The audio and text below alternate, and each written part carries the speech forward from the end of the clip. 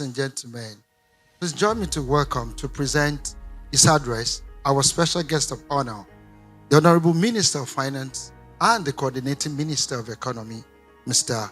Wale Edu. Thank you very much. I will first of all thank the MC. He tried to economize on my time by turning your program upside down. But I just felt that, yes, he's right to emphasize conserving of time. But I think everybody's time is precious, and I couldn't see how my own was somehow, despite the schedule, something that should now disrupt the program. I will come in a few minutes late, turn the program upside down, make my remarks, disappear, and then, leave you to carry on with a program which now had to be rearranged. So I thank you, but no thank you.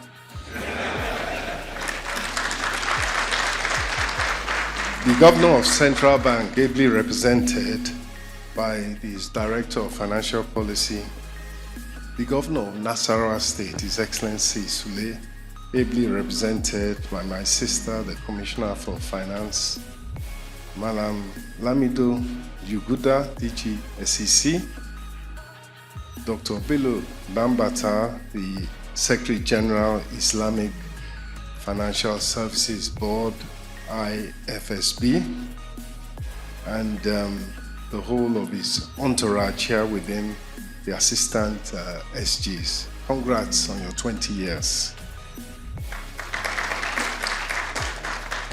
DG Pencom, Monsieur Boussoukwe of the AMF Umoa, Secretary General, bonjour, bienvenue.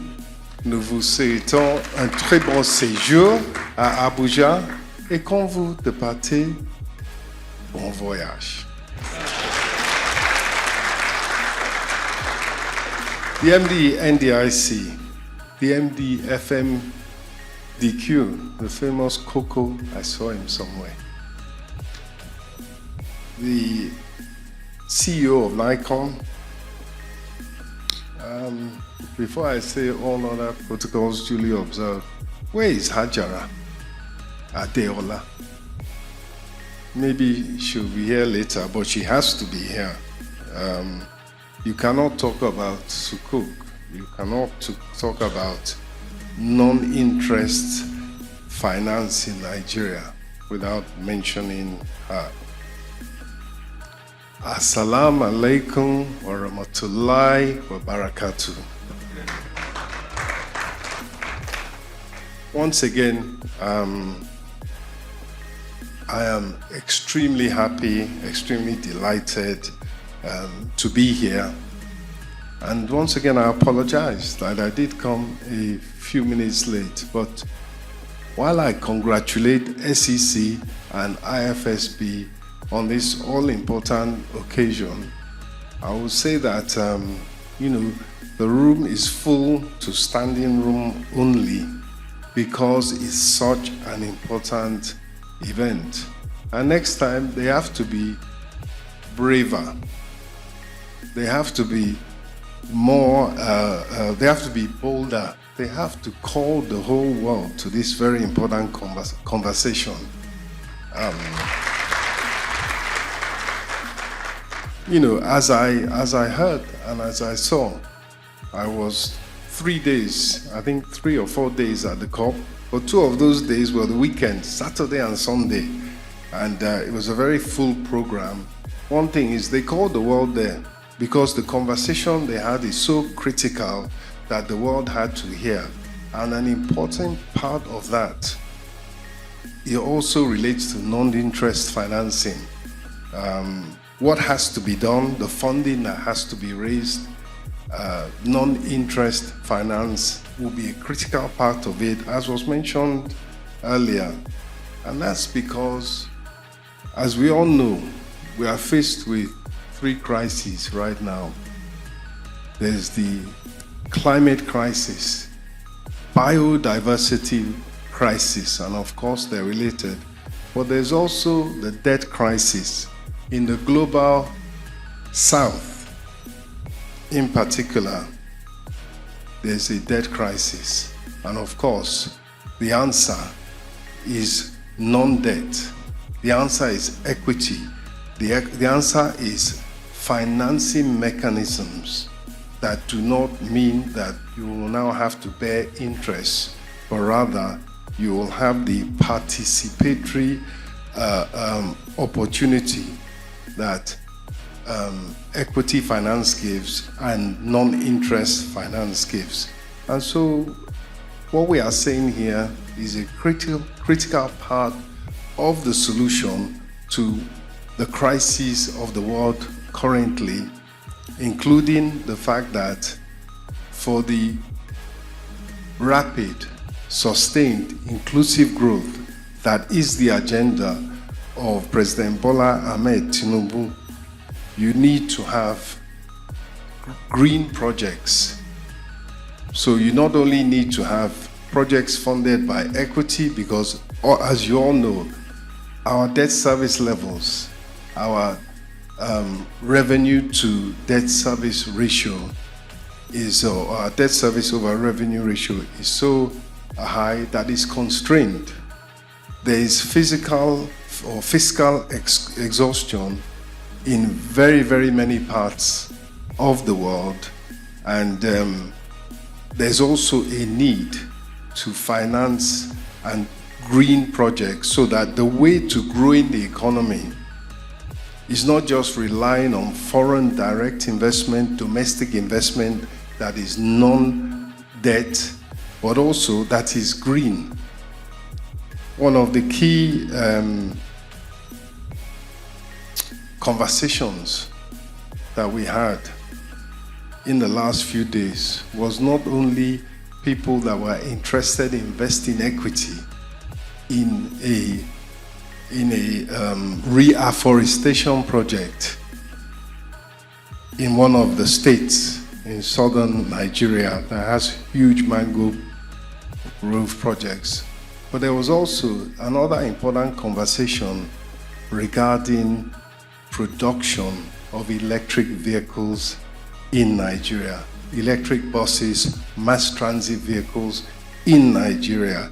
And both those transactions are ones that are not only green, not only in line with the agenda of the day, but of course, they do not involve borrowing, which is, as I say, one of the areas in which not only Nigeria, but many, many countries are constrained.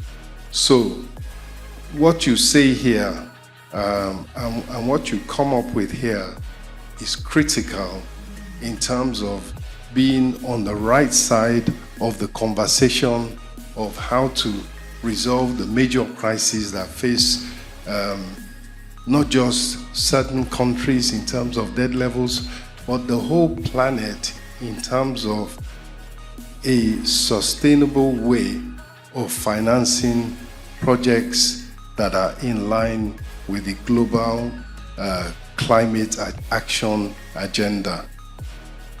And you know, the other reason why it's critical for me to be here to identify with you all and to take time to listen to the conversation is that, of course, I'm from the capital market. I spent the time, paid the dues, walking up and down Broad Street, selling financial instruments, raising money. In those days, it was more the traditional equity, bond issues, commercial paper, bankers' acceptances, traditional interest-bearing debt instruments. But as part of that process, I was engaged and I was involved in the development of the markets as you are doing today with this important conversation. So for instance, the introduction of ratings I played a major role in that, and I will at this juncture pay tribute to a major pioneer in this area who sadly has passed away. Ode Augusto was a key factor in what we have now as a very robust, a very strong Nigeria rating system. May his soul continue to rest in perfect peace. Amen.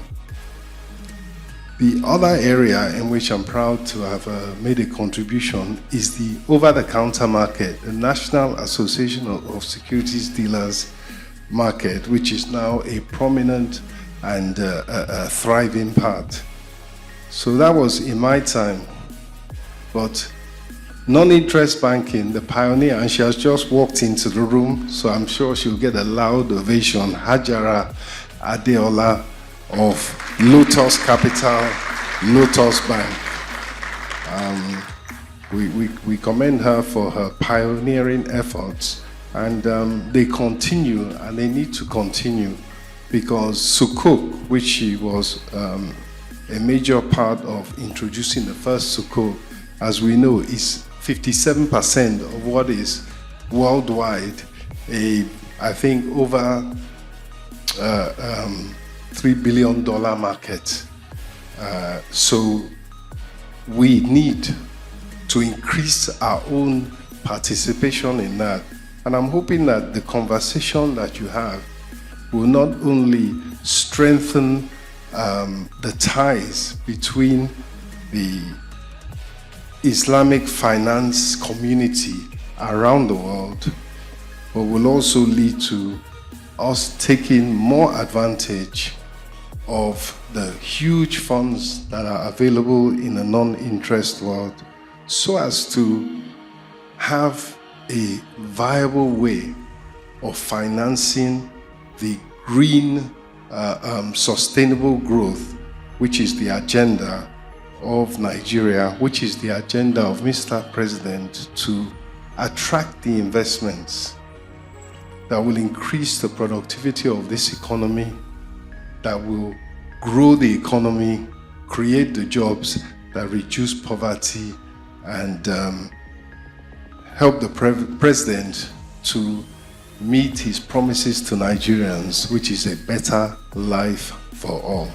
On that note, once again, I congratulate all the organizers, the SEC, the IFSB, and indeed all the stakeholders here.